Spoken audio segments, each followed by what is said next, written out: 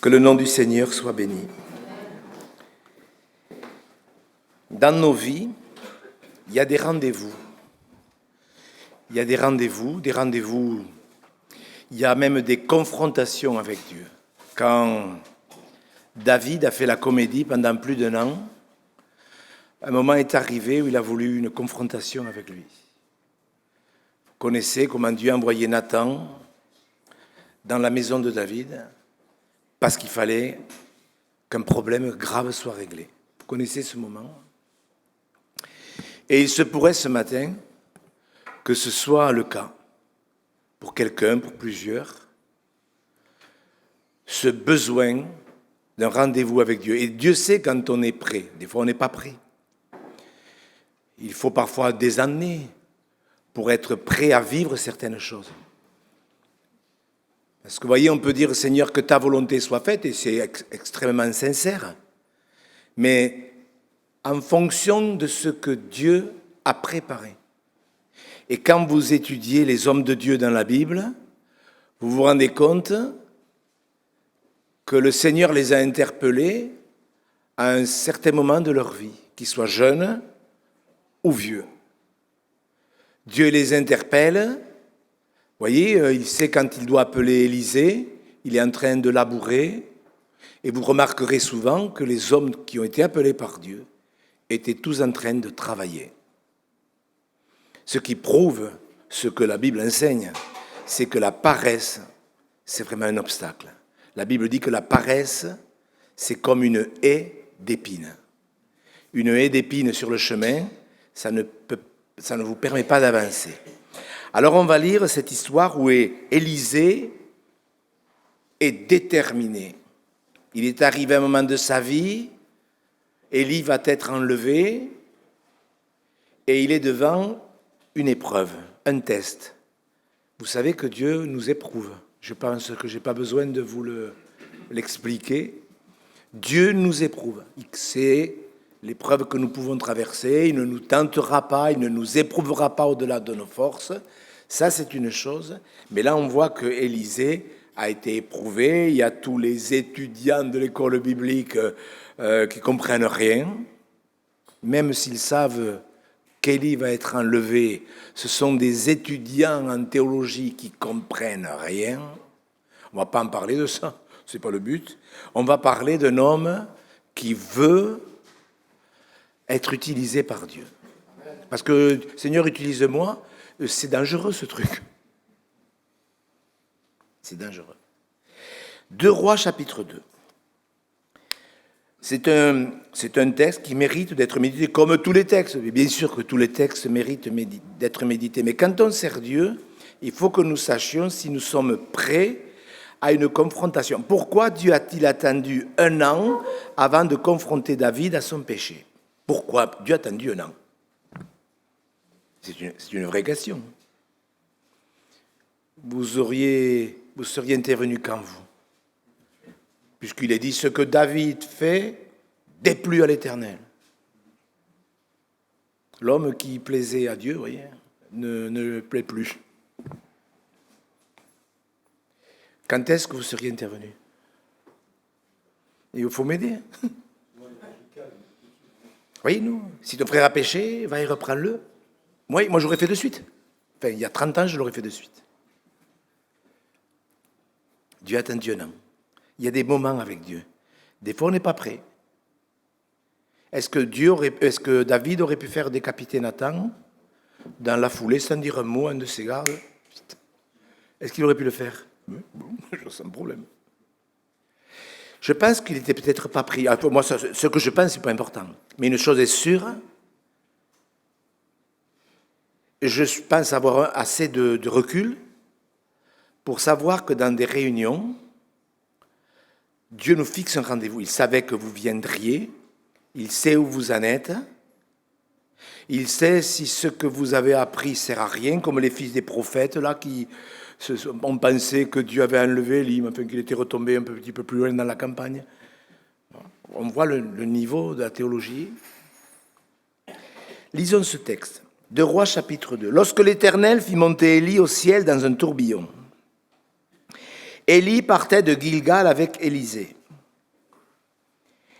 Élie dit à Élisée, « Reste ici, je te prie, car l'Éternel m'envoie jusqu'à Béthel. » Élisée répondit, « L'Éternel est vivant, et ton âme est vivante, je ne te quitterai point. » Et ils descendirent à Béthel. Les fils des prophètes qui étaient à Béthel sortirent vers Élisée et lui dirent, « Sais-tu que l'Éternel enlève aujourd'hui ton maître au-dessus de ta tête ?» Et il répondit, « Je le sais aussi, taisez-vous. » Élie lui dit, « Élisée, reste ici, je te prie, car l'Éternel m'envoie à Jéricho. » Il répondit, « L'Éternel est vivant et ton âme est vivante, je ne te quitterai point. » Et ils arrivèrent à Jéricho. Les fils des prophètes qui étaient à Jéricho s'approchèrent d'Élisée et lui dirent, « Sais-tu que l'Éternel enlève aujourd'hui ton maître au-dessus de ta tête ?» Et il répondit, « Je le sais aussi, taisez-vous. » Élie lui dit, « Reste ici, je te prie, car l'Éternel m'envoie au Jourdain. » Il répondit, « L'Éternel est vivant et ton âme est vivante, je ne te quitterai point. » Et ils poursuivirent tous de leur chemin. 50 hommes d'entre les fils des prophètes arrivèrent et s'arrêtèrent à distance vis-à-vis, et eux deux s'arrêtèrent au bord du Jourdain. Alors Élie prit son manteau, le roula et en frappa les eaux, qui se partagèrent çà et là. Et ils passèrent tous deux à sec. Lorsqu'ils eurent passé, Élie dit à Élisée, « Demande ce que tu veux que je fasse pour toi, avant que je sois enlevé d'avec toi. » Élisée répondit, « Qu'il y ait sur moi, je te prie, une double portion de ton esprit. » Élie dit, « Tu demandes une chose difficile. Mais si tu me vois pendant que je serai enlevé d'avec toi, cela t'arrivera ainsi. Sinon, cela ne t'arrivera pas. » Comme il continuait à marcher en parlant, voici un char de feu et des chevaux de feu les séparèrent l'un de l'autre, et il monta au ciel, et Élie monta au ciel dans un tourbillon. Amen. Je suis persuadé qu'il y a quelqu'un ici qui a besoin de mettre sa vie en ordre. Vraiment.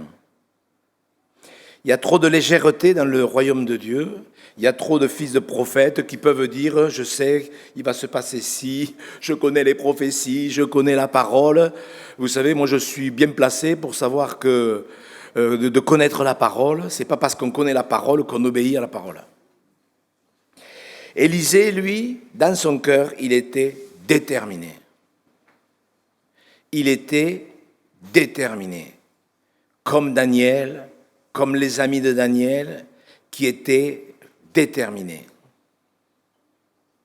Et voyez, si déjà on était attentif, quand le prophète Ésaïe dit « Mais si tu étais attentif à mes commandements, ton bien-être serait comme un fleuve, et ton bonheur serait comme les flots de la mer. » Voyez, si tu étais attentif, le problème c'est qu'on écoute, et je sais, moi je suis bien placé.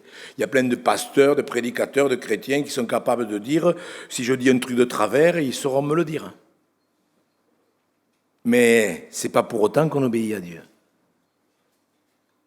Si tu étais attentif à mes commandements, alors si tu étais attentif à mes promesses déjà, oui, si on était attentif qu'aux promesses, je pense que déjà, vous savez quand Dieu dit à Paul, « Ma grâce te suffit », ce n'est pas une promesse ça, c'est un fait.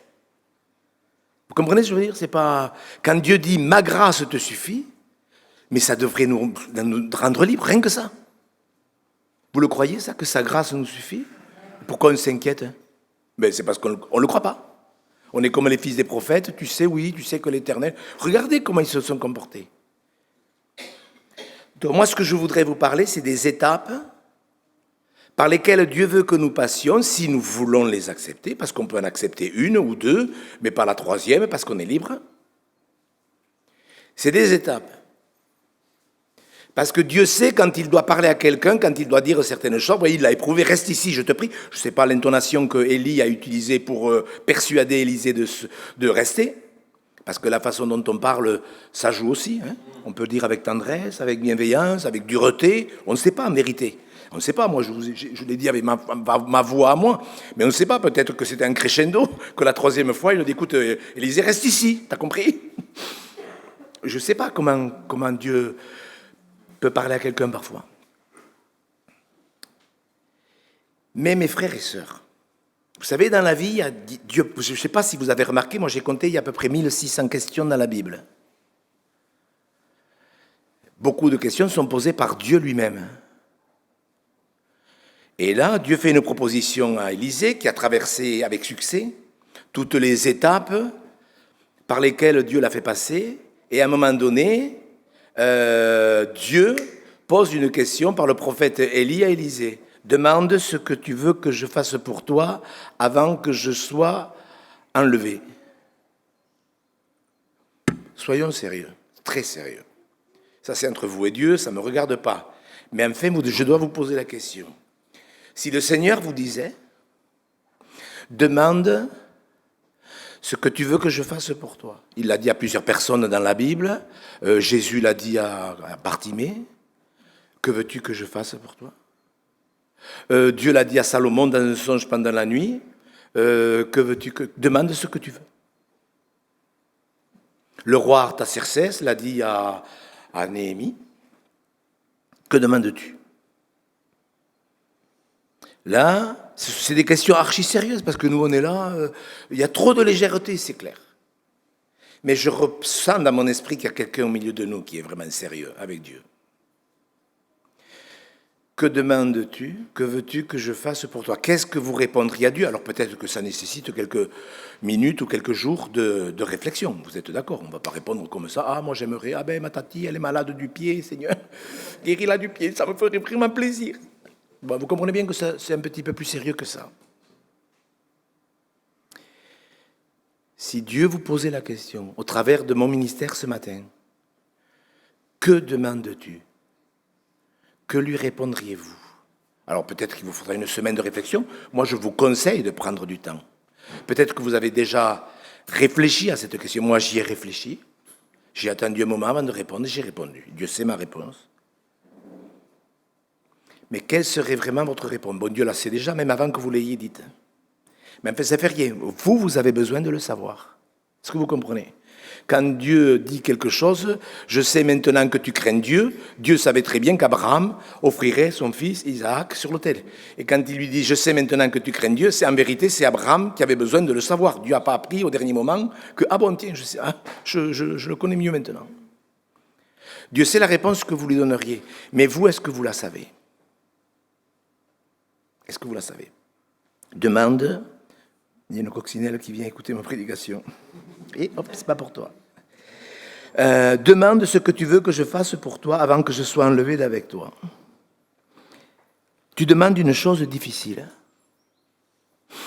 Alors c'est vrai, on l'a dit hier, la vie avec Dieu c'est à la fois très très très simple et très très compliqué. Quand il n'y a pas la croix, c'est compliqué.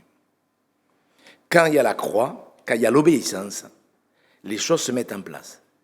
Mais avant peut-être que Dieu nous pose la question, parce qu'on voit bien que Dieu est intéressé par notre bonheur. Monsieur Yodet disait dans sa prière, il répétait un texte de Jean chapitre 10, que Jésus-Christ est venu pour nous donner la vie et la vie en abondance. Vous êtes d'accord? Mais c'est vrai, mais le Seigneur ne nous donnera pas certaines choses tant qu'on n'aura pas réglé certaines autres. Et que ce pourquoi nous sommes ici, c'est parce que nous voulons que le Seigneur Jésus bâtisse son Église. Vous êtes d'accord? Jésus a dit, je bâtirai mon Église. Et je l'ai dit avant-hier, il bâtira son Église avec des gens spirituels. L'Église, elle est spirituelle, elle ne peut pas se bâtir avec des gens qui ne sont pas spirituels. C'est pour ça que les églises ne vont pas bien. Tu demandes une chose difficile. Bon, cette chose était difficile dans le sens où Élisée allait après devoir faire certaines choses importantes. Mais il est passé par ces 4 étapes, en étant déterminé, parce que vous ne savez pas les étapes par lesquelles Dieu va vous faire passer. Est-ce que Moïse savait, quand il avait 40 ans, qu'il allait être le futur pharaon? Parce que c'était sûr, il allait être le futur pharaon. Il ne devait pas se douter, quelques semaines avant, qu'il allait passer 40 ans à garder un troupeau qui ne lui appartenait même pas. Vous êtes d'accord avec moi? Et je suis sûr qu'il devait prier, compte tenu de ce qu'il a dit, il devait prier. Est-ce que vous savez les prochaines étapes par lesquelles vous allez passer? Vous ne le savez pas. Je me souviens de un après-midi, j'avais prêché sur le renoncement, il y a 30 et quelques années. Et j'avais dit, est-ce que vous êtes prêts à partir au bout du monde avec 4 valises? 5 valises, j'avais dit. Si Dieu vous le demandait, eh bien j'ai dit, mais moi oui. Quand on est arrivé à la maison, ma femme ferme le portail. Elle me regarde et me dit, mais Gérard, t'as perdu la tête. Mais c'est grave. Ma femme, elle était inquiète. Mais Gérard, tu te rends pas compte, qu'est-ce que tu racontes? Mais que tu es prêt à partir au bout du monde avec 5 valises? Mais tu plaisantes? Tu le pensais? Je dis, ben oui. Mais tu rigoles? Non. Un an après, on partait au bout du monde avec 5 valises. Pourquoi je dis ça? Parce que vous savez pas, et j'avais besoin de désert. J'avais besoin d'un désert, il me fallait être seul au bout du monde, abandonné de tout le monde. Parce que moi je disais, Seigneur, brise-moi. Vous voyez, des fois on prie, on ne capte pas trop ce qu'on dit. On pense, quand on dit Dieu, brise-moi, on dit, mais tu ne vas pas trop me briser. En vérité, je n'ai pas besoin d'être brisé, je suis assez spirituel. Mes frères et sœurs, Élisée, il a accepté le chemin. Et je vous assure, mes frères et sœurs, Dieu veut bénir cette ville de Paris, Dieu veut bénir votre famille, mais il y a un prix à payer. Tu demandes une chose difficile. Alors vous avez remarqué, si vous avez pris une carte, on ne va pas le voir, on ne va pas le faire, on n'a pas le temps, mais vous remarquerez que le chemin que Élie a fait parcourir à Élisée n'est pas logique. Il est décousu. Parce qu'il y a des étapes par lesquelles Dieu veut nous faire passer. La première, c'était à Gilgal. Gilgal, alors je voudrais être rapide là-dedans. Gilgal, ça veut dire l'opprobre a été roulé. Quand ils sont sortis d'Égypte, et après 40 ans dans le désert, ils ont traversé le Jourdain, et Josué a planté son camp à Gilgal. Gilgal, ça veut dire l'opprobre a été roulé. Ça veut dire qu'il y a eu la croix. Et chaque fois que Josué avait besoin d'une direction de Dieu, il allait à Gilgal. Ça veut dire que l'opprobre a été roulé. Si nous voulons un jour faire des choses que Dieu a préparées pour nous, il faut absolument qu'il y ait la croix. On l'a dit tout ce week-end. S'il n'y a pas la croix, vous pouvez faire ce que vous voulez, vous pouvez prêcher comme un ange, vous pouvez tout faire, des œuvres en veux-tu, en voilà. L'œuvre de Dieu ne se fera pas. Ça sera du foin, de la paille et du chaume. Même si les hommes vous encensent parce que vous avez fait plein de trucs, ça ne sert à rien. Il faut qu'il y ait Gilgal, il faut qu'il y ait la croix. Celui qui ne prend pas sa croix et qui ne me suit pas n'est pas digne de moi. Et dès le départ, Élie l'éprouve. Parce qu'on pourrait dire, mais c'est pas possible, c'est le diable. Oui, ça aussi c'est un problème, ça. Quand on ne sait pas qui c'est qui nous éprouve. Vous n'avez pas traversé des épreuves où vous vous posez la question, mais c'est qui m'éprouve? C'est Dieu qui m'éprouve ou c'est le diable qui me met des obstacles? Vous n'êtes jamais posé la question? Moi, ça m'est arrivé. J'ai réglé un jour le problème. J'ai dit, écoute, Seigneur, moi, ça m'est égal. Parce que c'est comme dans l'histoire de Job. Job, l'intention, elle venait de qui? De Satan. C'est Satan qui a provoqué. Mais l'autorisation, qui c'est qui l'a donnée? Vous voyez, donc... Vous comprenez ce que je veux dire? L'ennemi peut permettre certaines choses, mais c'est quand même Dieu qui donne ou pas l'autorisation.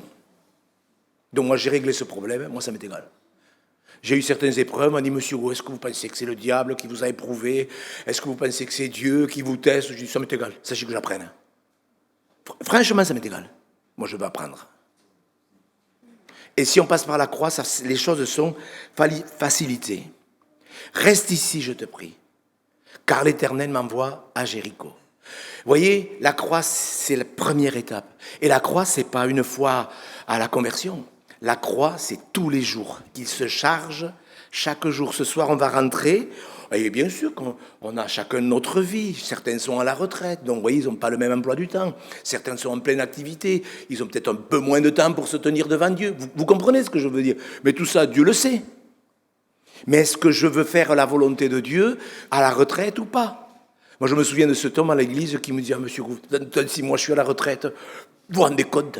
Je vais avoir 9 heures de plus par jour pour servir Dieu. Je dis, ben, c'est bien. Un an après, je vais le visiter. Je dis, alors, monsieur, hein? Alors, ça, c'est bien la retraite. Ah, il me dit, vous ne le croirez pas, monsieur Gouv, j'ai encore moins de temps qu'avant. J'ai dit, vous ne trouvez pas qu'il y a un petit problème là? Ah, et il dit sans rien. Je dis, mais moi, ça ne me fait pas rire. Il avait 9 heures de plus par jour. Il trouvait encore moins de temps pour se tenir devant Dieu. Mais bon, vous avez compris. Moi, je crois que quand Dieu nous donne du temps, quelle grâce. Hein. Qu'on soit à la retraite ou en activité, on devrait savoir le temps que l'on doit passer devant le Seigneur. Reste ici. Oui, l'ennemi ou le diable ou le Seigneur nous éprouvera. Dieu peut nous éprouver. Je peux vous dire que Dieu peut vous éprouver. J'avais raconté au Jeûne d'Or cette histoire quand Dieu m'a éprouvé pendant plus de 5 ans. 5 ans. Et justement, comme j'avais pris la décision de ne pas savoir, je vous le dis parce que c'est quelque chose que j'ai vécu, ce n'est pas des blagues. Moi, je ne suis pas un théologien, moi. Et j'en parlais avec un ancien. Il me dit, monsieur Gouv, vous n'êtes jamais posé la question pourquoi vous avez été 5 ans dans l'épreuve? J'ai dit non, ça m'est égal. Mais vous devriez demander à Dieu. Quand même, monsieur Gouv, vous devriez savoir. Et il a insisté vraiment, mais c'était intelligent comme il me l'avait dit. Et comme je lis ma Bible en continu tous les jours, et je lis d'un texte, un autre, un livre, mais je la lis quand même en continu, pour la connaître de mieux en mieux. Et justement, ce jour-là, j'arrivais dans 2 Chroniques. On peut le lire, ce verset, parce qu'il y a des choses qui nous dépassent. Il y a des choses qui nous dépassent, et vous le savez, mais ce n'est pas grave. On n'a pas besoin de tout comprendre. Ce qu'on ne comprend pas maintenant, eh bien, on le comprendra plus tard, mais ce n'est pas grave si on ne comprend pas. Alors, et je lisais dans les Chroniques, et j'arrivais ce matin-là à ce texte. 2 Chroniques 32. Je lisais ma lecture là-dedans. Mais vraiment, Dieu m'a répondu. Parce qu'il y a des choses, on ne comprend pas, on n'a pas l'impression que Dieu peut abandonner quelqu'un. Parce que ma femme avait fait un songe juste avant, ces années-là. Et elle m'avait dit, tu sais Gérard, Dieu t'a amené en Polynésie pour t'éprouver. Parce que les gens voyaient qui me connaissent. Ah, monsieur Gouv, Dieu vous a envoyé en Polynésie. Oui. Ma femme, elle n'a pas la même vision des choses. Mais Gérard, Dieu ne va pas t'amener à Tahiti pour enseigner les gens. Tu vas enseigner les gens. Mais il t'amène à Tahiti pour t'éprouver, pour que tu sois tout seul. Et tu vas souffrir. Et tu seras tout seul. Même moi, ta femme, que je t'aime, elle m'a dit, je ne pourrai pas t'aider. Bon, je t'ai averti. Un homme averti en vaut 2. C'est vrai en plus. 2 Chroniques 32, 31. Cependant, lorsque les chefs de Babylone envoyèrent des messagers auprès de lui pour s'informer du prodige qui avait lieu dans le pays, Dieu, comment vous avez-vous dans la Bible? Dieu, alors c'est des textes qu'on ne met pas sur les posters, c'est vrai, j'ai pas souvent vu. Dieu l'abandonna pour l'éprouver, afin de connaître tout ce qui était dans son cœur. Vous comprenez bien que Dieu savait ce qu'il y avait dans le cœur d'Ézéchias avant qu'il naisse. Mais lui, il avait besoin de savoir. Et voyez, c'est des textes, bien sûr, je le répète, mais sincèrement, on ne voit jamais ça sur des posters. Mais il me semble que des fois, on devrait bien présenter les choses. Dieu peut abandonner quelqu'un pour l'éprouver. Moi, elle l'a fait. J'ai pleuré, je peux vous le dire. J'ai jeûné, je n'ai pas voulu abandonner Dieu parce que je savais que ça se passerait mal si je le faisais. Mais j'ai été tenté de le faire. Dieu peut nous éprouver. Il peut pas nous abandonner définitivement, mais il nous abandonne comme une maman qui commence à abandonner son petit quand il commence à marcher. Vous savez, elle sait très bien qu'est-ce qu'il va faire. Mais elle le fait. Et Dieu peut nous abandonner de cette façon pour nous tester. Il faut l'accepter. Vous savez, c'est pour ça que c'est une chose difficile. Mais ça vaut la peine de se dire, mais où j'en suis au fait? Est-ce que je suis tout le temps derrière mes bœufs, en train de labourer? Parce qu'Élisée, est-ce que l'Élysée aurait pu refuser? Ben oui. Il a accepté de suite. Il a accepté, les années ont passé, il a été au service d'Élie, et là, il est déterminé. Vous allez rentrer chez vous, je reviens à ce que je disais tout à l'heure, où vous allez vous reprendre votre train-train et dire, moi j'ai ma vie, je fais ce que je veux, et Dieu vous dira, fais ce que tu veux. Mais vous pouvez dire, non Seigneur, moi je veux faire ce que tu veux. Et je vais en fonction de mon emploi du temps, de mon travail, de ma retraite, de mes occupations. Chacun a son truc. C'est pas à nous à vous dire, il faut faire ci, il faut faire ça. Des fois, les gens ils me disent, mais combien de temps il faut prier? Vous allez rentrer. Dès ce soir, Dieu vous testera. Sûr. Ou l'ennemi vous accablera. Mais nous devrions tous pouvoir dire, Seigneur, je veux faire ta volonté. On a le droit à se détendre. Moi, ce soir, je vais rentrer, je suis sûr que pendant 1 heure, je vais regarder les infos parce que j'ai appris qu'il y avait une guerre entre l'Iran et les États-Unis et Israël. Ça m'intéresse, vous voyez? Est-ce que j'ai le droit de regarder pendant 1 heure les informations? Vous voyez? Seigneur, il peut rentrer dans mon bureau quand je... Vous savez, moi, je me pose toujours la question, est-ce que, Seigneur, tu regarderais, est-ce que tu ferais ce que je fais? Vous avez vite réglé le problème. Il y a Gilgal, si à la croix, il y a un repère. Josué est arrivé à Gilgal, il y avait ces 12 pierres qui étaient sorties du Jourdain qui rappelaient, qui pour nous rappellent la croix. Il y a la croix. Reste ici, je te prie. Non, non. L'Éternel m'envoie. Où c'est qu'il m'envoie? À Bethel. Bethel, vous savez ce que ça veut dire? C'est la maison de Dieu. La maison de Dieu, c'est pas un bâtiment. Dans le Nouveau Testament, la maison de Dieu, c'est vous. Vous êtes le temple du Saint-Esprit. Mais on me dit souvent, mais c'est quoi l'Église? Je dis, c'est vous. Si vous êtes né de nouveau, vous êtes l'Église. C'est pas parce que les gens vont à l'Église qu'ils sont à Bethel. Il y a des gens qui vont à l'Église au cas où. Parce qu'on leur dit, il faut venir aller toutes les réunions. Et les pasteurs, ils sont contents. Les gens viennent à toutes les réunions. Après, vous leur demandez, mais au niveau de la sanctification, au niveau de la piété, c'est quoi la piété? Bethel, c'est la maison du Seigneur. On a besoin de se retrouver dans la communion avec Dieu. J'en ai parlé avant que le culte ne commence. La prière, ça englobe tout. Tout. Tous ces moments où on a besoin d'être seul avec Dieu. Est-ce que vous aimez vous retrouver seul avec votre Dieu? Si vous n'aimez pas, alors je ne vous le dis pas pour vous culpabiliser, loin de là, moi je suis là pour vous aider. Si vous n'aimez pas la communion avec Dieu, ou alors c'est qu'on vous a mal expliqué. La communion avec Dieu, c'est merveilleux. Se retrouver seul, à méditer, seul devant Dieu. Il est bon d'attendre en silence. Vous savez, et nous, la prière, il faut refaire des trucs sur la prière. Je me souviens de cette sœur qui faisait des visites. Ouais, elle faisait des visites parce que pour elle faisait des œuvres, elle était spirituelle, elle cassait les pieds à tout le monde qui ne faisait pas des visites. Et un jour, elle va voir une sœur dans l'église qui avait été opérée, qui était en souffrance, elle était un peu âgée, elle avait été opérée, et elle rentre dans la machine. Bonjour ma sœur, tu vas bien? Non. Ah, ça va pas, il faut se réjouir, réjouissez-vous dans le Seigneur. Oui, on sent des gens qui... On sent cette ferveur. J'espère que tu pries. Tu pries? Non. Ah, t'es pas spirituel. Alors j'arrive 1 heure après, elle me raconte. Alors je dis à la sœur, elle me raconte tout ça. Je dis, mais vous souffrez, ma sœur. Mais vous, dans votre cœur, est-ce que vous soupirez après Dieu? Elle me dit, Monsieur Gou, je fais que ça. Vous savez, quand il est dit que dans la faiblesse, Dieu écoute nos soupirs. C'est écrit ou c'est pas écrit? Que par des soupirs inexprimables, l'Esprit Saint intercède. Vous connaissez? Donc, mais j'ai dit, mais vous priez. Ah, Monsieur Gou, ça me rassure. Mais voyez, parce que la femme, elle venait d'être opérée, elle était ouverte de partout, et elle ne pouvait pas prier. Bien sûr qu'elle n'allait pas passer 3 heures à prier à genoux. Mais voyez comment on est bête de culpabiliser les gens, alors que cette femme, en vérité, elle priait. Et je lis le verset, au cas où quelqu'un ressemblerait à la sœur qui fait des visites. On ne sait jamais. Est-ce que ça peut arriver? Mais oui, ça peut arriver. Mais regardez, Romains chapitre 8, mais c'est...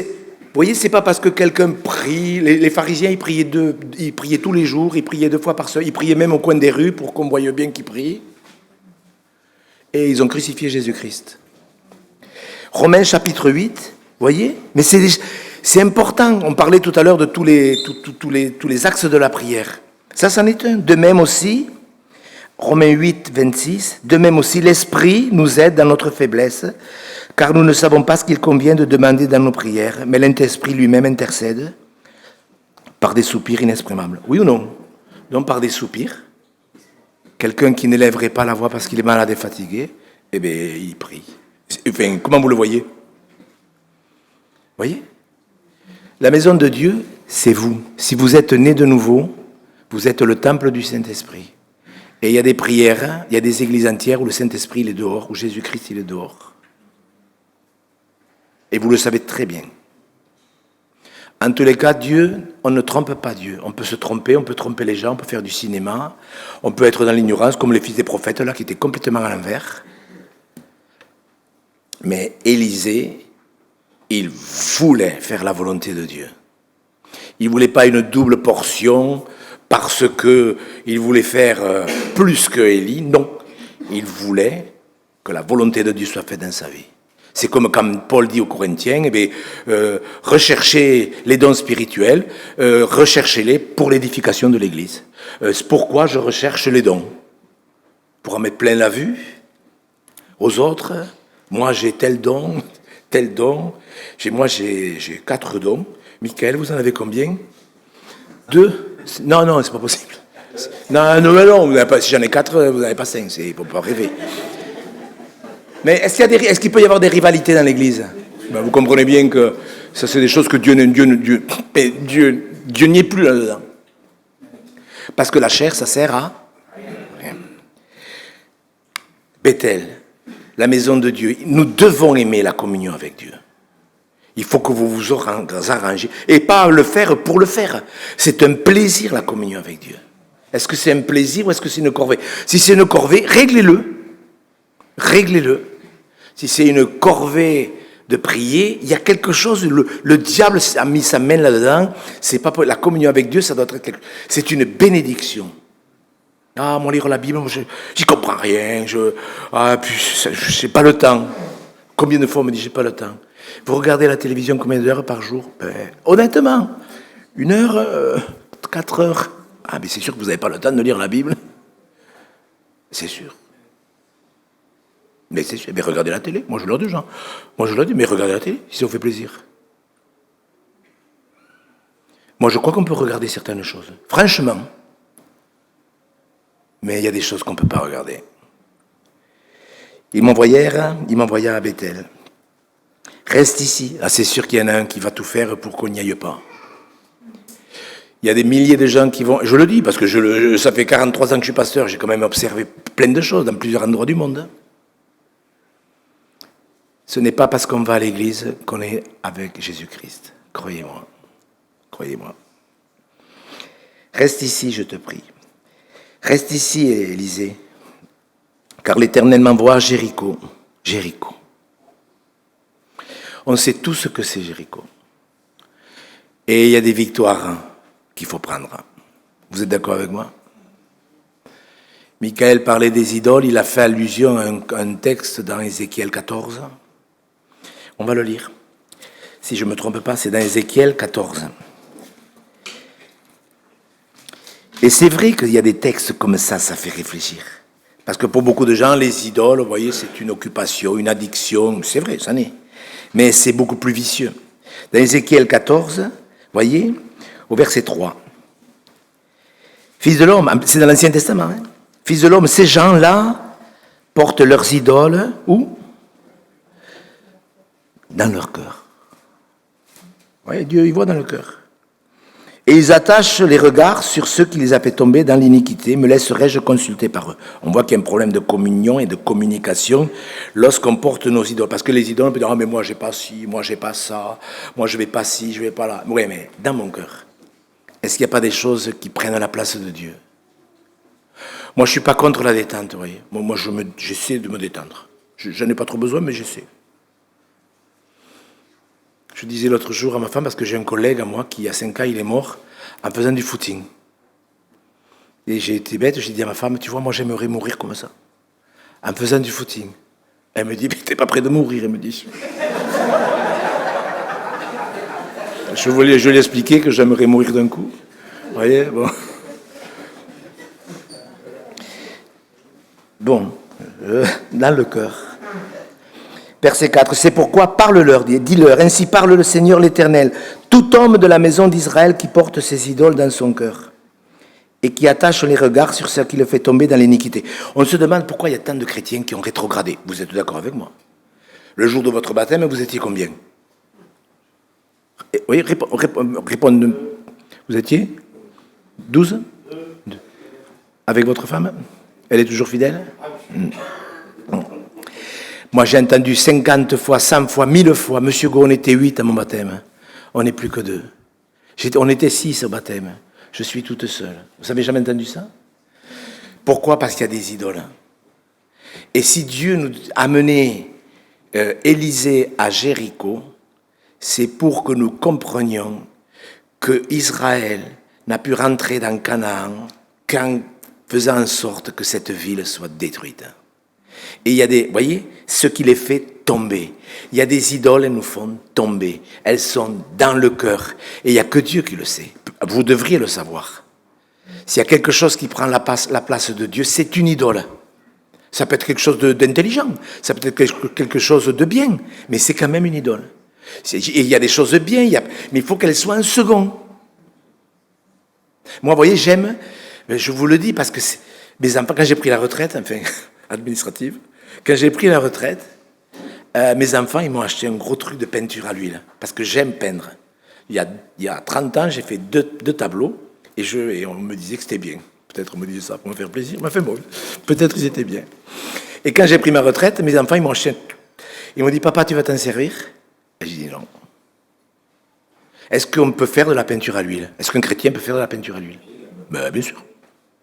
Mais moi, si je le fais, ça me prendra la tête. Et le cœur. Est-ce que vous comprenez? Je le sais. Je le sais. Alors que, est-ce que je peux dire à tous les chrétiens du monde, ne faites pas de la peinture à l'huile parce que ça va être une idole? Vous diriez, mais il n'est pas bien ce pasteur. Eh bien, c'est vrai. Mais on doit savoir ce qui nous prend le cœur. Si quelque chose nous prend le cœur, il faut s'en débarrasser.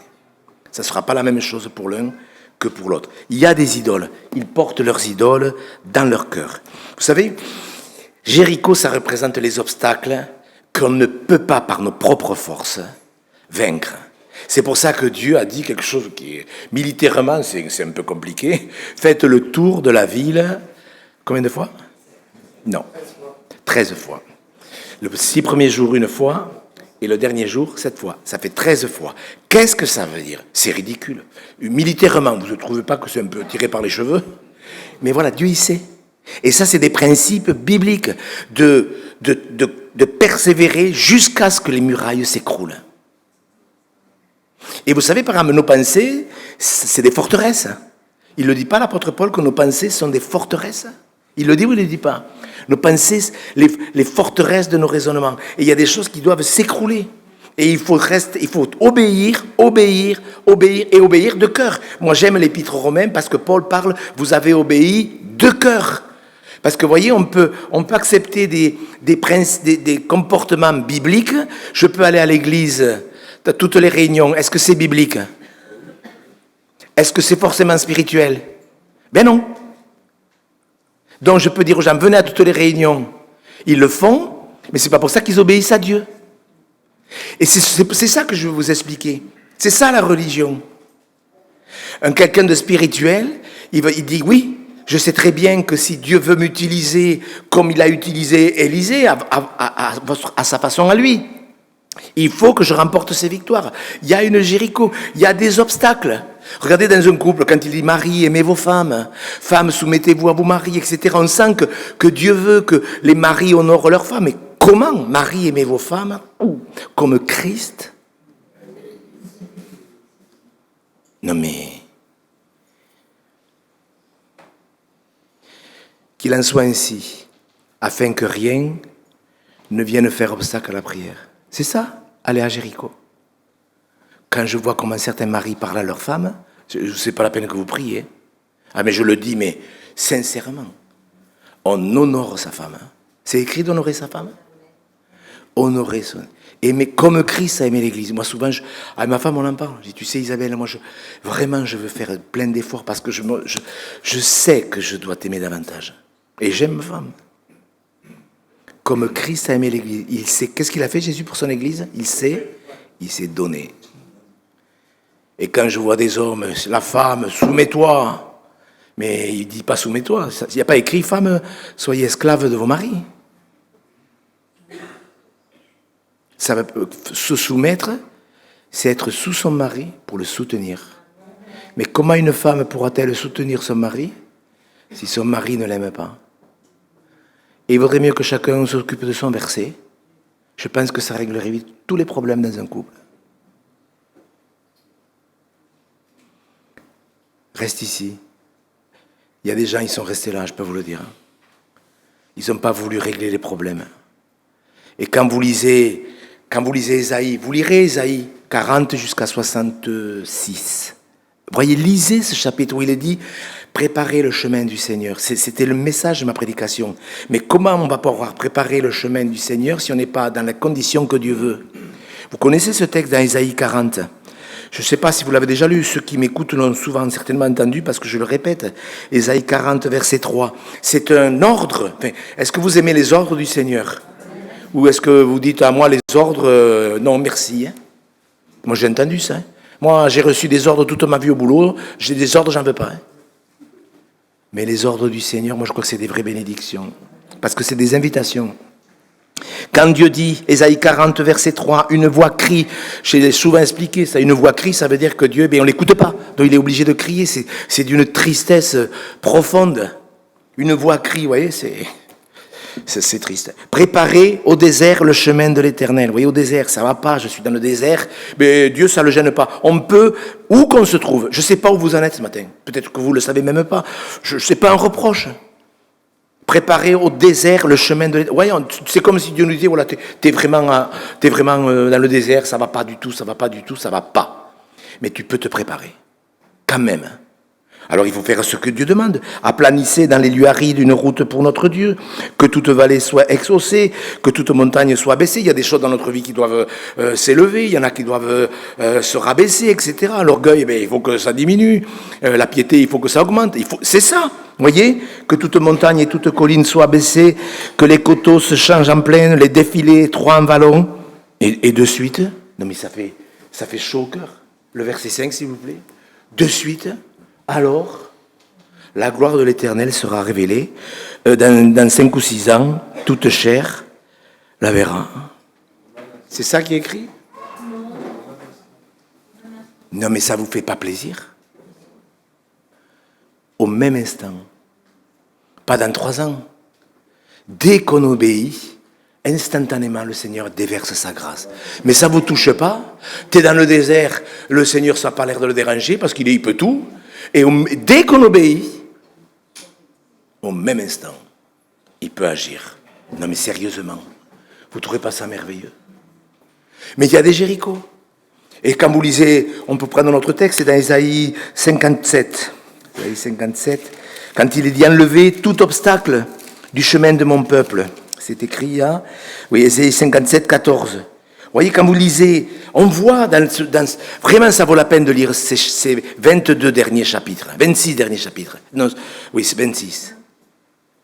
Vous voyez, quand Dieu dit, Ésaïe 57, on dira, frayez, préparez le chemin, enlevez tout obstacle du chemin de mon peuple. Vous avez, dans Ésaïe, vous avez toute une explication de ça. Dieu veut marcher au milieu de nous, mais il ne marche pas là où il y a l'impureté, la souillure, le mensonge. Dieu marche, j'ai prêché là-dessus au Jeûne d'or, au milieu des chandeliers d'or. Les chandeliers d'or, c'est des instruments qui rendent un bon témoignage. Et ça, c'est pas le rôle du pasteur, c'est le rôle de tout le monde. Ne dites pas, ouais, le pasteur, ouais, il prêche pas bien, ou celui-là. Ça va pas, ça. Bien sûr qu'il faut que tout le monde s'applique à être purifié. Enlevez tout obstacle du chemin de mon peuple, car la bouche de l'Éternel a parlé. Mes frères et sœurs, y a-t-il un obstacle dans votre vie? 1, 2, 3, c'est écrit. Vous voyez, quand je vois moi ces couples qui prient, ou qui prient plus, parce que bien sûr qu'ils ne sont pas exaucés, mais quand on voit tout ce que Pierre dit, afin que rien ne vienne faire obstacle à vos prières. Moi, alors je vais dire quelque chose peut-être que j'aurais pas dû dire, que j'aurais pas à dire. Mais quand je vois des chrétiens qui prient depuis... Je ne parle pas pour le salut des âmes. Hein. On peut prier pour 30 ans, 40 ans pour un enfant qui... Ça, c'est normal, ça, c'est un bon combat. Mais il y a des choses personnelles. Moi, il me semble qu'au bout de 7 ou 8 ans, il vaudrait mieux peut-être s'interroger pourquoi je n'ai pas été exaucé. Moi, j'ai eu des cartons dans ma vie. Et je me suis rendu compte que chaque épreuve, c'était une bénédiction. Chaque épreuve. Des trucs physiques, des trucs graves. Hein. Je savais qu'il ne fallait pas que je, Seigneur, débarrasse-moi de cette épreuve. Qu'est-ce que tu veux que j'apprenne dans cette épreuve? Qu'est-ce que je dois apprendre? Plutôt que de dire pendant 20 ans, Seigneur, débarrasse-moi, débarrasse. Il vaut mieux dire, Seigneur, qu'est-ce que tu veux que j'apprenne? Là, est-ce que je suis le mari que je dois être? Est-ce que je suis l'épouse que je devrais être? Est-ce que je suis le citoyen que je devrais être? Le voisin que je devrais être? Vous voyez, nous, on a quelques voisins. Il y a 6 ans qu'on habite là où on est. Et quand on a commencé à parler du Seigneur, on a vu que c'est pas la peine. Et ma femme, quand elle fait des gâteaux, elle me dit, je ramène ça aux voisins. Et on a commencé comme ça, tiens, invite tel voisin, on va faire un apéro, tout ça. Et oui, 6 ans après, ils nous ont invités pour un goûter. Et on était une dizaine, 12, 13. Et j'ai dit à ma femme, moi je ne parlerai pas du Seigneur. Moi je veux témoigner de la paix. Et puis au bout en plus j'étais fatigué ce jour-là. Et au bout de 20 minutes, on buvait du cidre avec des gâteaux. Il y a une femme qui me dit, mais on a un pasteur au milieu de nous. Alors on va lui poser des questions, parce que moi j'ai un prêtre, il me répond qu'il ne sait rien. Mais vous, monsieur Gau, je pense que vous pouvez me répondre. Et pendant 2 heures, ils m'ont posé des questions. 6 ans. Pourquoi je vous dis ça? Parce que nous, on veut convertir les gens, alors que Dieu nous a dit, vous serez mes témoins. Vous voyez, mes frères et sœurs, un témoin communique la paix. Si vous ne procurez pas la paix, c'est qu'il y a un problème. Oui, soyez honnêtes. Enlevez tout obstacle. Vous voulez que Dieu marche au milieu de nous? Dans votre maison? Est-ce que vous voulez que Dieu marche dans votre église? Est-ce que Dieu marche dans votre église? Ou est-ce que Dieu est dehors et il frappe? Vous voyez? Oui, il faut préparer le chemin. Qui écoutera ce matin? Moi, je veux préparer le chemin du Seigneur. Si dans mon église, ils ne veulent pas, ben moi, je le ferai. Toute seule. Tout seul. Je le ferai. J'enlèverai de ma vie ce qui ne va pas. J'ajouterai ce qu'il faut ajouter. Mais moi, je veux voir la gloire de Dieu dans ma vie. Est-ce qu'un homme peut voir la gloire de Dieu? Oui. Est-ce qu'une église, dans une église où il y a 1000 personnes, est-ce qu'un homme peut voir la gloire de Dieu? Mais oui. Parce qu'en vérité, c'est collectif, c'est un corps, mais c'est individuel. Que t'importe les autres? Toi, suis-moi. Donc c'est simple, parce que c'est comme ça. Dieu peut bénir le corps, mais si le corps ne veut pas obéir, Dieu peut bénir un de ses enfants. Voilà, parce qu'il ne va pas pénaliser quelqu'un, parce que tous les autres n'obéissent pas, que croyez-moi. Il répondit, reste ici. Je ne sais pas si vous êtes en dehors de Jéricho et que vous dites, non, il faut que ça s'écroule, ça c'est une addiction, c'est pas possible que je continue à me souiller. C'est pas possible. Vous savez, je vous l'ai dit hier matin, j'ai vu tant de gens, moi, aller dans des séminaires pour avoir l'imposition des mains. Seigneur, délivre-moi, je vais là-bas, cet évangéliste, il va m'imposer les mains, il va me délivrer de la débauche. Mais la Bible ne dit pas qu'on a besoin de l'imposition pour être délivré de la débauche. Qu'est-ce qu'elle dit, la Bible? Faites mourir ce qui, dans vos membres, est terrestre. La débauche, la colère. Il faut y renoncer. Et voyez comment on peut être des fois tordu. Quand Dieu dit renoncer à ces choses, on le lit. Parce que moi, je vous assure, les chrétiens, moi j'ai connu plein de chrétiens, entre guillemets, pentecôtistes, je peux vous dire que c'était pas le pentecôtisme, croyez-moi. Colossiens, vous voyez, Colossiens, chapitre 5. Si vous êtes mort, vous êtes mort. C'est-à-dire que, voilà, s'il y a la croix, le problème c'est la croix. Vous voyez, il le dit. Si donc vous êtes ressuscité avec Christ, verset 1er, verset 3, vous êtes morts. Voyez? Verset 5, faites donc mourir ce qui dans vos membres est terrestre, la débauche, l'impureté, les passions, les mauvais désirs, la cupidité. Voyez? Verset 8, maintenant renoncez à toutes ces choses, la colère, l'animosité, vous voyez, les paroles grossières, etc. Moi, il y a un chrétien dernièrement qui m'a posé la question, mais monsieur Go, vous dites jamais de gros mots? J'ai dit non, jamais. Ça fait 46 ans que je n'ai pas dit un gros mot. Et mais quand vous vous tapez sur les doigts, mais je dis aïe. Après, les marteaux, ils sont neufs. Hein. C'est vrai que les marteaux, je les abîme pas. Moi, je suis quelqu'un de très économe. Parce que ma femme me l'a dit ça, mais c'est sûr que tu risques pas de te taper souvent sur les doigts. Mais franchement, c'est écrit, renoncez aux paroles grossières, qu'il ne sorte de votre bouche aucune parole.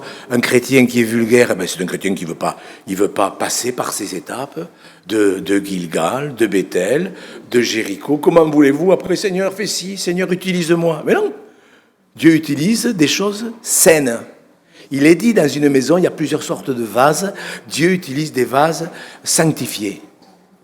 Et quelqu'un qui ne veut pas prendre la victoire, une Jéricho, ça vous montre les plus grands obstacles qui peuvent exister. Dieu peut les écrouler. Et c'est écrit dans Hébreux 11, si je ne me trompe pas. Hébreux 11, regardez avec moi. C'est dans la liste. Ce matin, quand je priais, parce que j'avais préparé autre chose pour ce matin. Mais là, j'ai senti dans mon cœur qu'il fallait que nous comprenions que nous avons besoin d'un rendez-vous avec Dieu pour régler certaines choses, pour arriver à cette étape. Vous voyez dans Hébreux 11, verset 30. Les murailles de Jéricho, elles sont tombées. Bon, qu'est-ce qui est écrit? C'est par la foi que les murailles de Jéricho tombèrent, après qu'on en eut fait le tour pendant 7 jours, c'est-à-dire 13 fois. Alors, elles sont tombées comment, les puissances? Par la foi ou par la puissance de Dieu?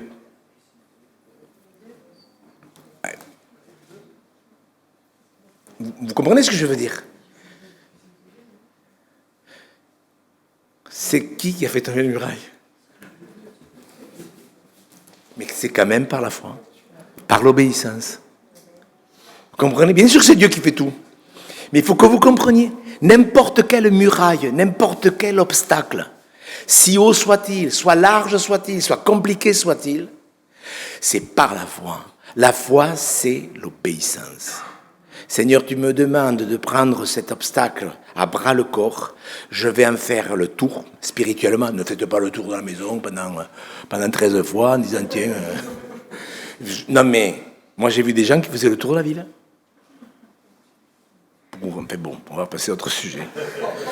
Mais frère, est-ce que vous croyez que Dieu peut nous donner toutes les victoires? Est-ce qu'il nous l'a donné la victoire? On ne l'a pas lu hier, 1 Corinthiens 15, 56. Dieu nous a donné la victoire. Et pourquoi on ne prend pas les victoires? Eh bien parce qu'en vérité, on ne veut pas être les hommes que Dieu veut que nous soyons. Est-ce que vous voulez être la femme que Dieu veut que vous soyez? Cette femme vertueuse qui se rit de l'avenir. C'est pas écrit que la femme vertueuse, elle se rit de l'avenir. Une femme qui a confiance en Dieu, je peux vous dire qu'elle n'a pas peur du lendemain. C'est écrit ou c'est pas écrit? Elle se rit de l'avenir. Mes sœurs, soyez ces femmes de foi.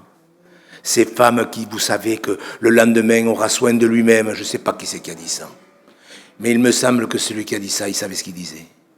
Le lendemain aura soin de lui-même. C'est vrai ou c'est une blague? Même là, avec la guerre qu'il va y avoir en Iran, que ça risque de déstabiliser le monde. Dieu prendra soin... Sérieusement. Le lendemain aura soin de lui-même. Et la femme vertueuse, je vous le dis mes sœurs, parce qu'il y en a peut-être une qui a besoin de l'entendre. Vous lirez, vous méditerez le proverbe 31. La femme vertueuse, elle se rit de l'avenir. Elle n'a pas peur du lendemain. Et les hommes vertueux, bien sûr, c'est la même chose. Oui, je veux absolument te suivre, Seigneur, jusqu'à la fin. Élisée, il a été testé. Dieu va vous tester, il va vous éprouver. Est-ce que vous saurez vous taire? Jésus, quand il était menacé, quand il était injurié, qu'est-ce qu'il faisait? Qu'est-ce qu'il faisait? Il disait rien. Et Jésus nous a donné un exemple, parce qu'on a chanté « Te ressembler ». Mais oui, si ce soir on vous insulte, si quelqu'un vous fait une queue de poisson,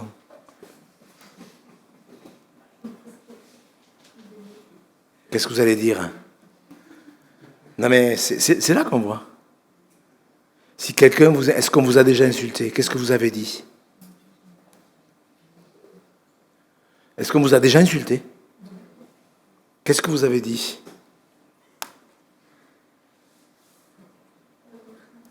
Vous ne répondez pas beaucoup, hein? Vous parliez davantage avant le culte. Qu'est-ce que vous répondez quand on vous insulte? Qu'est-ce que vous dites? Eh bien ouais. Bénissez ceux qui vous maudissent.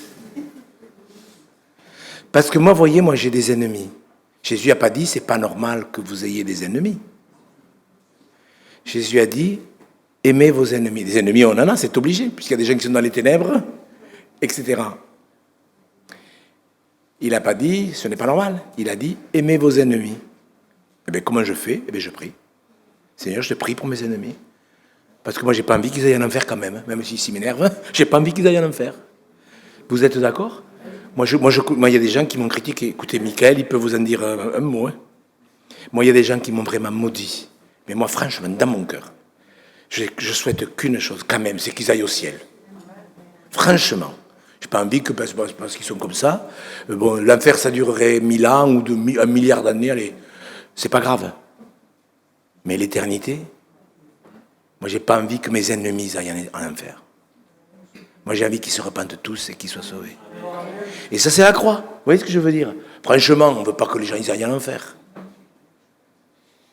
Est-ce qu'un Saul de Tarse peut changer? Eh bien oui.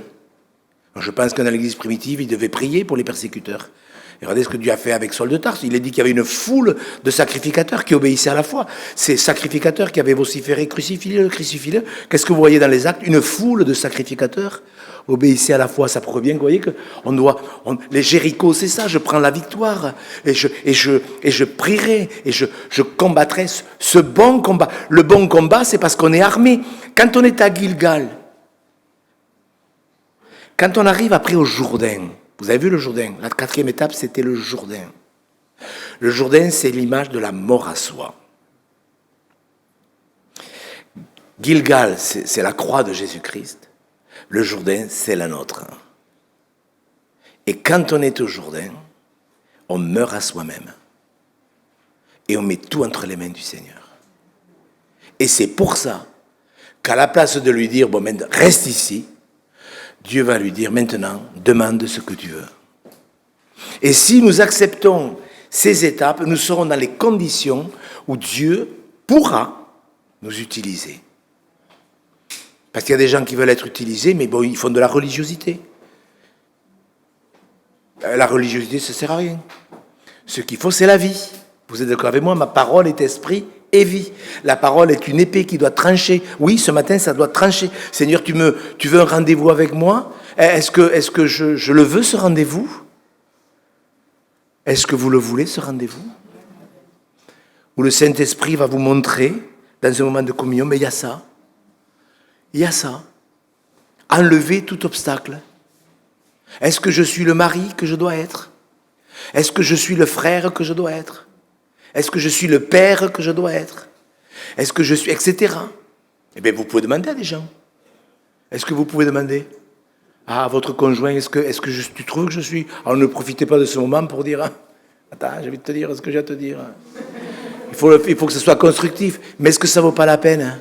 Moi, si vous saviez le nombre de fois où même je le dis, même Michael, des fois, il me manque pas. Un peu... Mais combien de fois il me dit, Monsieur Gros, vous avez dit ça? Vous auriez pas dû le dire. C'est vrai ou c'est pas vrai? Ma femme, oui, c'est vrai. Mais quelle grâce! Une fois, il m'a repris sèchement, d'ailleurs. Sévèrement. Pas sèchement, mais sèchement.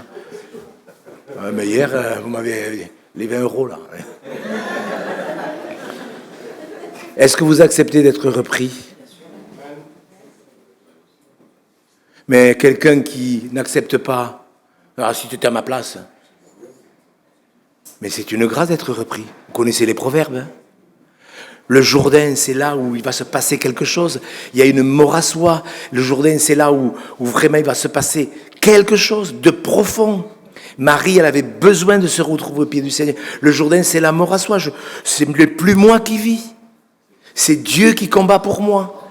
dans mes luttes, dans mes combats, c'est Dieu qui combat. Vous savez, moi, quand j'ai traversé, franchement, vous pouvez poser les questions à Michael, vous lui demanderez si j'exagère. On a passé une année vraiment difficile. Difficile. À la fin de cette année, Michael, il est venu me voir, il me dit, Monsieur Hugo, comment vous avez vécu cette épreuve? Alors j'ai réfléchi et je lui ai dit, je vais vous le dire. Je l'ai vécu comme un match de boxe où je n'ai pas pris un coup de poing. Et c'est exactement l'image. Parce que c'était Dieu qui combattait pour moi. Vous comprenez ce que je veux dire? Parce que j'ai compris. J'ai compris ce que c'était. Gilgal, la croix, le Jourdain, la mort à soi-même. J'ai compris, Éphésiens 1, 2 et 3, quand il est dit « Nous sommes assis dans les lieux célestes ».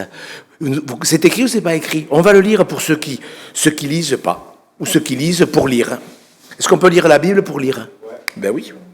Moi je le sais. Si vous saviez les gens qui Monsieur Gau, je leur dis « Mais vous n'avez pas lu ça? Vous avez lu la Bible ?» Oui, je l'ai lu plusieurs fois. « Mais vous n'avez pas lu ça ?» Alors c'est vrai qu'on ne peut pas tout retenir, mais il y a des choses importantes. Ah, j'avais jamais fait attention. Des choses dans le Nouveau Testament, des choses toutes simples. Regardez avec moi, s'il vous plaît. Voyez, quand vous lisez, Paul, il disait « Je suis le prisonnier dans le Seigneur ». Oui, lui, il était libre, alors là, c'est clair. Voyez, Éphésiens, chapitre 1er. C'est magnifique. Il faudrait qu'on s'approprie ces 3 premiers chapitres. Voyez, verset 2, « Que la grâce et la paix vous soient données ». C'est un don, tout ça. De la part de Dieu notre Père et du Seigneur Jésus-Christ. Béni soit le Dieu et Père de notre Seigneur Jésus-Christ, qui nous a bénis de toute bénédiction spirituelle dans les lieux célestes en Christ. Vous le croyez ça? Mais quand vous lisez 1, 2 et 3 Éphésiens, vous voyez ce que vous êtes en vérité, si vous obéissez. Vous voyez quand il est dit, verset 6, chapitre 2, verset 6, pardon. Il nous a ressuscités ensemble. Il nous a fait asseoir ensemble dans les lieux célestes en Jésus-Christ. Il nous a fait asseoir ensemble. Vous savez ce que ça veut dire? Ça veut dire que je suis dans le repos. Et c'est vrai qu'on a vécu ce qu'on a vécu, mais moi je vous le dis franchement. Combien de gens m'ont dit, Monsieur Hugo, des femmes de pasteurs qui m'ont téléphoné, Monsieur Hugo, tout ce qu'on a dit sur vous, j'ai pas dormi de la nuit. J'ai dit, mais moi je dors, je peux vous le dire. Elle n'arrivait pas à croire que moi j'avais dormi. Mais parce que c'est Dieu qui combat pour nous. Jéricho, c'est par la foi. Bon, mais enfin, on peut rajouter dans les commentaires, c'est par la foi, mais quand même, c'est vraiment par la puissance de notre Seigneur Jésus. Mais la foi, c'est quoi? Ils ont obéi. En plus, Dieu leur avait dit de se taire. Il ne fallait pas qu'ils parlent pendant 7 jours. Je ne sais pas s'il n'y avait que des hommes. Mais, franchement, se taire pendant 7 fois le tour. Il y a des fois, il vaut mieux se taire et laisser Dieu combattre. Vous savez, mes frères et sœurs, si on était vraiment dans ces 4 étapes, si on les traversait, on serait dans le bon combat. Il n'y a pas besoin de répondre. Quand Marthe a dit, elle était excédée, elle a dit à Jésus, « Maître, cela ne te fait-il rien que ma sœur me laisse seule pour servir? Dis-lui donc de m'aider. » En plus, elle fait un reproche à sa sœur et au Seigneur. Et Marie, qu'est-ce qu'elle a dit? Rien. Et Marthe, elle a été intelligente parce qu'elle n'a pas parlé à sa sœur, elle a parlé au Seigneur. Et les 2 sœurs sont sorties réconciliées. Est-ce que vous comprenez? Mes frères, mes sœurs, je ressens dans mon esprit qu'au milieu de nous, il y a des gens, ils plafonnent, comme on dit. Vous savez qu'il y a des plafonds dans la vie. Il y a des gens, ils ont 10 ans de conversion, 15 ans de conversion. Ce n'est pas un reproche, moi je suis là pour vous aider. Mais vous devriez en être vous devriez avoir 20 ans et vous n'en avez que 13, spirituellement parlant. Vous devriez en avoir 40 et vous n'en avez que 18. Alors Dieu est patient. Vous savez, moi, je vais terminer avec cette pensée parce que moi, ça m'a turlupiné vraiment. Dieu avait dit que Israël, les Hébreux, resteraient en Égypte 400 ans. C'est d'accord. Et quand vous voyez, ils y sont restés 430 ans. Et je me suis posé la question. Ça m'a énormément interpellé et ça m'a énormément rassuré. Parce que pour moi, quand Moïse est parti en Égypte, c'était 390 ans. Et Moïse aurait pu être prêt en 10 ans. Vous êtes d'accord? Et il n'a pas mis 10 ans, il a mis 40 ans. Alors, s'il y a un problème, vous comprenez bien qu'il ne vient pas du côté de Dieu. S'il y a un problème, il vient de Moïse. Enfin, je ne sais pas s'il y a quelqu'un parmi nous qui est habilité à faire des reproches à Moïse. Mais est-ce que ce n'est pas rassurant en même temps que Moïse ait eu besoin de plus de temps que prévu pour devenir l'homme de Dieu qu'il devait être? Vous voyez, c'est rassurant. Enfin, je ne sais pas comment vous le voyez. Moi, ça me rassure. Parce que même des hommes comme Moïse ont eu besoin de plus de temps qu'ils auraient dû avoir, qu'ils auraient pu faire. Ça, c'est bien quand même. Et est-ce qu'on n'est pas un peu pareil? Soyons honnêtes. Est-ce qu'il n'y a pas des choses qu'on devrait savoir déjà et qu'on n'a pas encore apprises, etc. Bon, moi, ça me rassure. Je sais très bien, parce qu'on en parle souvent avec mon épouse de ces textes, je sais très bien que ça ne peut pas venir de Dieu. Mais Dieu prépare des hommes. Il y a une œuvre à faire en France. Quel que soit le pays, que ce soit un pays musulman, vous savez, quand on me dit, oui, mais là-bas, il y a plein de guérisseurs, là-bas, il y a plein de francs-maçons, là-bas, c'est difficile. C'est difficile pour Dieu, sûrement, de convaincre un pécheur. C'est ridicule, ça se manque de foi. Mais il y a un temps.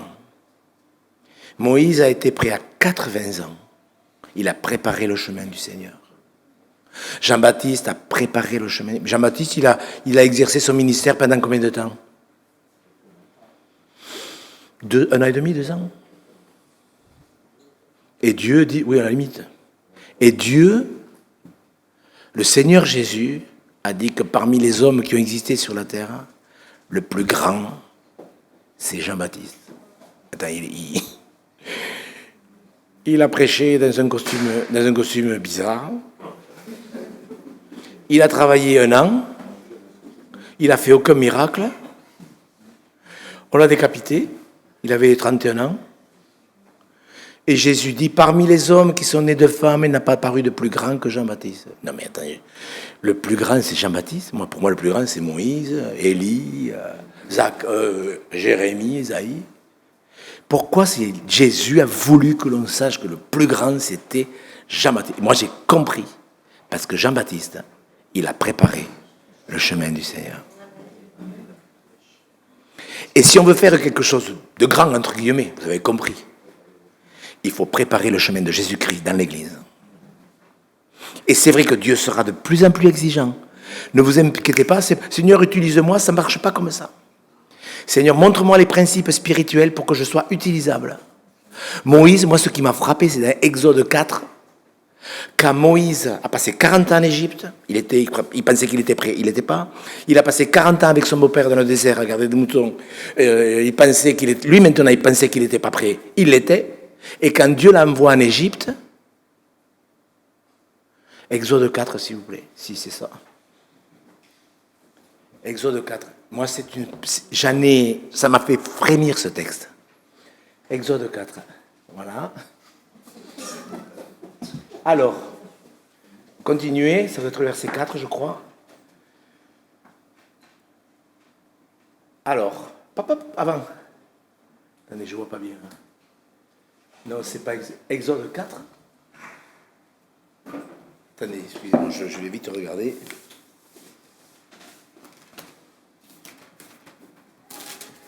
Exode 4, verset 24, pardon. Regardez bien ce texte. Imaginez quand même la situation. Il a 80 ans. Il part en Égypte, il obéit. Pendant le voyage, ils sont à l'hôtel. C'est ça. À un lieu où passa la nuit, l'Éternel l'attaqua et voulut le faire mourir. Non mais tu te dis, non mais sérieux. 40 ans, 80 ans de formation, le gars il commence à obéir, Attends. Sérieusement. J'ai lu dans un commentaire que Dieu n'était pas si puissant que ça parce qu'il n'a pas pu le faire mourir. Il y a des pasteurs, vous voyez, qui sont loin de... Non mais sérieux. Mais bon, c'est pas grave. J'espère qu'il n'est pas là. L'Éternel les attaqua et voulut le faire mourir. Séphora prit une pierre aiguë, coupa le prépuce de son fils et le jeta aux pieds de Moïse en disant « Tu es pour moi un époux de sang ». Et l'Éternel le laissa. C'est alors qu'elle dit époux de sang à cause de la circoncision. Mais ils se sont séparés un temps. Vous voyez, dans un couple, quand il n'y a pas l'unité, elle, bien sûr, elle ne voulait pas circoncire son fils. Et Moïse, il n'a pas voulu d'histoire avec sa femme. Mais qu'est-ce que ça veut dire ? Ça veut, écoutez bien, c'est tout le message de la prédication. Plus vous avancez dans le centre de la volonté de Dieu, et plus Dieu est exigeant. Est-ce que vous comprenez ? Est-ce que vous acceptez que Dieu soit exigeant ? Est-ce que vous voulez d'un Dieu qui ne soit pas exigeant ? Moi, j'en veux pas. Plus vous avancez, plus Dieu sera précis avec votre vie de couple, etc. Dans les affaires, d'être intègre. Le Seigneur, il dit, je marcherai au milieu d'eux. J'habiterai au milieu d'eux. Mais comment ? On le lit pour terminer. 2 Corinthiens 6. 2 Corinthiens 6. Vous voulez que Dieu marche dans son Église ?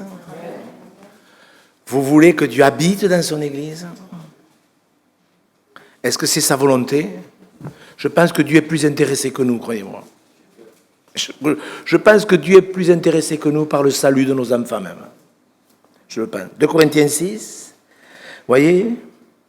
Qu'est-ce que Dieu dit ? Alors il parle des ténèbres et de la lumière. Écoutez, si vous étiez là hier après-midi, vous avez compris que c'est l'un ou l'autre. Et il le dit bien, 2 Corinthiens 6, voyez ? Verset 15, quel accord y a-t-il entre Christ et Bélial ? Quel rapport a le fidèle avec l'infidèle ? Quel rapport y a-t-il entre les idoles et le temple du Dieu vivant ? Car nous sommes le temple du Dieu vivant. Donc ça c'est acquis. Vous êtes, si vous êtes né de nouveau, vous êtes le temple du Saint-Esprit. Point. Comme Dieu l'a dit. Qu'est-ce qu'il a dit ? Alors on sait très bien que tout ce qui est écrit dans la Bible, c'est Dieu qui l'a dit. Mais s'il c'est écrit comme ça, c'est pour qu'on prenne bien conscience. J'habiterai, je marcherai au milieu d'eux. Je serai leur Dieu, ils seront mon peuple. C'est pourquoi, sortez du milieu d'eux. Séparez-vous, dit le Seigneur. Ne touchez pas à ce qui est impur. Et je vous accueillerai. Je serai pour vous un père. Vous serez pour moi des fils et des filles, dit le Seigneur Tout-Puissant. Ayant donc de telles promesses, les promesses, ça c'en est une. Je marcherai au milieu de vous. Purifions-nous de toute souillure de la chair et de l'esprit, en achevant notre sanctification dans la crainte de Dieu. Si vous êtes nés de nouveau, vous êtes le temple du Dieu vivant. Maintenant, est-ce que nous voulons que Dieu marche dans nos maisons, que Dieu marche dans nos églises de maison, que Dieu marche au milieu de nous ? Eh bien, il faut savoir ce qu'il faut faire. Il faut faire comme Élisée, il y a des rendez-vous. Moi, je vous assure, je suis sûr et certain. Vous savez, je me tiens devant Dieu, vraiment. Pas pour faire le malin, pas faire le beau, j'ai pas envie, moi. J'ai même pas envie de prêcher. Il faut que j'obéisse. J'ai pas envie de prêcher, moi. Je vous assure, ça fait 43 ans. Moi, j'ai envie d'obéir à Jésus-Christ. Et pas pour obéir, je prêche. Mais je vous assure, mes frères et sœurs, je vous le dis parce que Dieu a permis ce rendez-vous. Dieu veut une confrontation avec plusieurs parmi nous, peut-être tous. Je vous assure, mes frères et sœurs, il vous faut écouter. Dieu veut que vous soyez à un rendez-vous avec lui.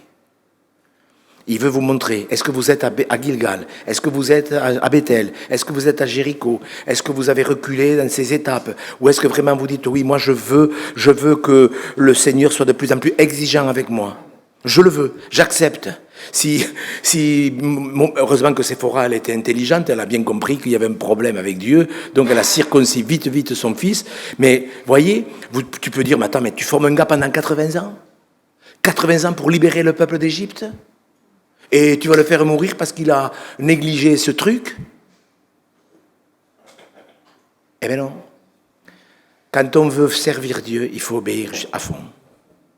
Et n'essayons pas de jouer la comédie avec du bricolage. Dieu sera de plus en plus exigeant. Si vous acceptez ça, vous êtes heureux. Si vous ne l'acceptez pas, eh bien vous serez comme les fils des prophètes qui vont chercher, qui vont remettre en question la parole, qui vont trouver des artifices. Vous avez vu ce qu'ils ont fait après les fils des prophètes? Enfin, bon. Ils ne vivaient pas par la foi, je peux vous le dire. Et pourtant, ils étaient formés par Élie. Vous voyez, on peut avoir le meilleur pasteur. Ce n'est pas parce qu'on a un bon pasteur qu'on est obéissant. On est obéissant parce qu'on veut plaire à Dieu. Et on va terminer en demandant sa grâce. Mais c'est surtout la grâce de est-ce que je sais, est-ce que je veux être déterminé. On se ferme les yeux. C'est sérieux, vous savez. Dieu, vous savez, vous m'avez écouté, j'espère, que vous avez écouté la parole. Mais Dieu a regardé votre cœur. Est-ce que vous comprenez? Vous pouvez dire, oui, Monsieur Go, le Seigneur, il regardait Monsieur Go prêcher. Non! Dieu, il a regardé votre cœur. Pendant que je prêche. Dieu a vu comment vous réagissiez. Si vous disiez, ah, c'est trop, le niveau est trop élevé. Eh bien, si vous n'acceptez pas ce niveau, ne l'acceptez pas. Mais Dieu utilise des vases sanctifiés. Dieu utilise des vases qui se sanctifient. Et Moïse, qui était prêt, il y avait quand même un truc à régler. C'était dans le cadre de la famille, c'était dans le cadre de la maison. Il fallait qu'il y ait cette circoncision qui représente qu'on s'est séparé de tout ce qui est mondain. L'esprit de vérité que le monde ne peut pas recevoir. C'est simple. Hein? Si je suis mondain, je ne parle pas de choses humaines. On parlait de détente, vous voyez, de regarder les infos, tout ça, mais c'est pas mondain ça. Il faut être sérieux, il y a des choses humaines. Pas parce qu'elles sont humaines qu'elles sont charnelles. Mais est-ce que mes frères, mes sœurs, moi je suis sûr qu'il y a Dieu cherche des femmes aussi. Pas pour prêcher, bien sûr, mais des femmes pour être des aides, des femmes de foi, qui vont aider leur mari ou leur futur mari. Des hommes, oui, comme Élisée, je ne te quitterai pas. Il est hors de question. Dieu va bientôt venir nous chercher, nous prendre. Moi, il est hors de question que je me relâche les dernières années. Seigneur notre Père, tu nous as dit dans ta parole que lorsque nous t'avions accepté comme Sauveur et comme Seigneur, nous étions, nous, tes enfants, nous étions aussi le temple du Saint-Esprit. Tu nous as réunis ce matin dans ce local et tu sais ce que tu veux faire avec chacun de nous. Tu vois où nous en sommes. Que nous soyons dans le désert ou dans les verts pâturages, Seigneur, en vérité, qu'importe. Tu as dit que nous sortions du désert lorsque nous nous appuyions sur toi. Alors Seigneur, oui, là où nous sommes, nous voudrions avoir la même détermination que Élisée. Nous voulons avoir le même désir. Et cette question que tu as posée à Bartimée, à Salomon, à Néhémie ou à Élisée, nous la faisons nôtre ce matin. Nous voulons te répondre, Seigneur, d'une manière consciencieuse, joyeuse. Tu sais dans notre cœur ce que nous te demanderions. Alors nous te demandons ta grâce, Seigneur, de faire en sorte que nous entrions au centre de ta volonté, comme Moïse au caravansérail, qui enfin arrivait au centre de ta volonté. Même s'il y a eu cette difficulté avec Séphora, nous voulons, Seigneur, être au centre de ta volonté. Que ton nom soit béni, Seigneur. Aide-nous, Seigneur, vraiment, à avoir cette confrontation avec toi par ta parole dans un moment de prière. Amen. Que Dieu vous bénisse, mes frères et sœurs. Il s'avère qu'il y a peut-être des questions à poser. Je ne sais pas si c'est le moment. Je ne sais pas. Je ne sais pas s'il y a des questions, parce que c'est un sujet qui me préoccupe. Moi, la formation des serviteurs, des servantes. Moi, c'est ma vie, ça. La formation pastorale. Alors, je ne sais pas s'il y a des questions que vous ne nous avez pas posées. Bien sûr, ne les posez pas. Mais vous pouvez nous les poser après, par mail, par texto. Je comprends, il y a des choses qui sont tellement intimes. On ne va pas en parler là. Mais sentez-vous libre de nous écrire ou de nous appeler. Alors on fait pour le mieux, parce que des fois il y a des mails et des en pagaille. Mais s'il vous plaît, cherchez cette confrontation avec le Seigneur. Cherchez-la vraiment. Même si Dieu permet une épreuve, moi je n'avais pas trop compris mes épreuves, mais je peux vous dire que quand je me retourne, je pense que je ne suis pas le seul. Quand je me retourne, je me dis, mais t'as appris ça quand? Mais t'as appris ça quand t'as eu ce problème. T'as appris ça quand t'as eu l'AVC. T'as appris ça quand ci, quand là. Ouais. C'est pas souvent qu'on apprend quand tout va bien. C'est triste, mais c'est comme ça. Voilà, il n'y a pas de questions. Je laisse la place à Monsieur Oder.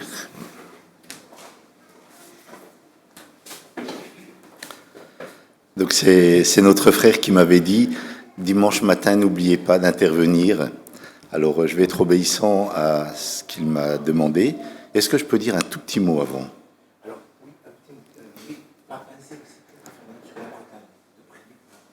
Tout à fait. Donc le petit mot que je voudrais dire, c'est qu'il est possible que vous dites, mais c'est incroyable ce que nous avons entendu. C'est quelque chose qu'on n'a jamais entendu. On a eu des années d'église, on n'a jamais entendu cela. Ce que nous avons entendu pendant ces jours, c'est l'évangile de Jésus-Christ. Et ne soyez pas impressionnés en disant, mais qui sommes-nous? On est 150 personnes, je pense, par rapport aux 11 millions de la région parisienne. Mais pensez que Jésus-Christ, il a commencé avec 12 personnes. D'accord. Qu'est-ce que Dieu peut faire? Nous croyons à un Dieu tout-puissant. Et on l'a entendu encore, le problème n'est pas du côté de Dieu, mais il est du côté des vases. Et si vous avez entendu quelque chose, on vous a dit réglez cela, ne partez pas d'ici sans l'avoir réglé avec Dieu et aussi avec ceux et celles qui ont peut-être besoin de voir que vous mettez votre vie en règle. C'est tout ce que je voulais dire. Donc, dans 1 mois et demi, nous nous retrouverons au Jeûne d'Or. Vous avez entendu plusieurs fois ce mot pendant ces jours. C'est un endroit que Dieu nous a donné, qui se trouve en Alsace, à côté de Colmar. Et toutes les informations concernant ces rencontres du vendredi au dimanche se trouvent sur le site de l'église de Toulouse. Donc, vous allez, église de Toulouse, vous allez voir l'information. Vous pouvez télécharger l'invitation, la feuille d'information et également un formulaire d'inscription. Et vous aurez tous les détails pratiques. Et si vous avez des questions particulières, il y a mon numéro de téléphone. Et bien entendu, vous pouvez me joindre. Si c'est pour venir en train, on vient vous chercher à la gare. Donc vous avez toutes ces informations. Et je dirais, vous êtes tous cordialement invités, non seulement à venir, mais peut-être à proposer à un frère ou à une sœur, ou à vos enfants ou à vos parents de venir. Et Dieu voulant, 2 mois plus tard, c'est-à-dire mi-juin, il y aura également encore une autre rencontre qui a été décidée pendant ces jours. Et là aussi, ça sera, comme cette fois-ci, un rendez-vous que Dieu nous donne pour que nous nous posions à ses pieds, nous nous laissions enseigner par lui, non pas pour avoir de la connaissance, mais pour être transformés à son image. Voilà. Je voulais aussi remercier les frères et sœurs de la région qui ont aidé dans les différents travaux pratiques. Je crois que tu l'as pas mentionné, Michael, mais on est touché donc de la spontanéité des uns et des unes qui sont venus pour préparer, pour servir, pour faire la vaisselle, etc., etc., etc. Si nous n'avons pas eu la possibilité de vous remercier individuellement, je voudrais le faire d'une manière collectivement et au nom de mes frères qui étaient là. Donc un grand merci et sachez que Dieu y voit ce que chacun fait pour son royaume.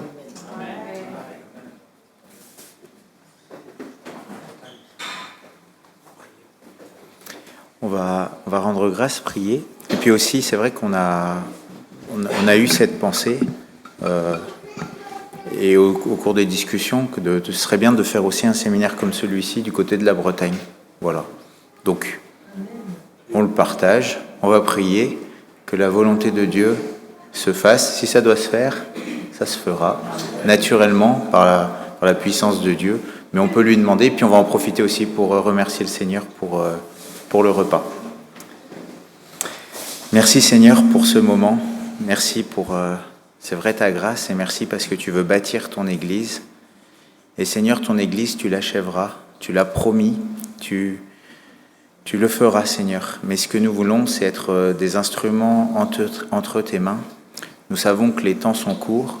Nous savons aussi, lorsque nous regardons l'actualité, les choses, que les choses vont à leur terme, Seigneur, que comme les douleurs de la femme qui enfante, les douleurs arrivent, Seigneur, pour ton retour. Mais Seigneur, ce que nous voulons vraiment, c'est être trouvés fidèles devant toi lorsque tu reviendras, et nous voulons avoir servi à ta gloire ici-bas. Te prions vraiment, Seigneur, que tout ce que tu as déposé dans nos cœurs, nous puissions le garder, et que ce que nous avons entendu ne soit pas de la théorie, ne soit pas juste de la connaissance qui nous fait enfler, mais que, Seigneur, ça soit de l'amour pratique, Seigneur, pour toi et pour les frères et sœurs. Je veux à ce repas, Seigneur, que tu puisses le bénir, que tu puisses bénir, Seigneur, tous ceux qui ont aidé, tous ceux qui ont préparé, Seigneur, vraiment que tu puisses leur faire du bien. Et Seigneur, que tu puisses aussi bénir les discussions qu'il y aura autour des tables, Seigneur, que vraiment là aussi ton nom soit glorifié, même dans les simples discussions qu'il peut y avoir. Merci, Seigneur, pour ce moment que tu nous as permis de vivre à tes pieds, et que ton nom soit béni. Amen.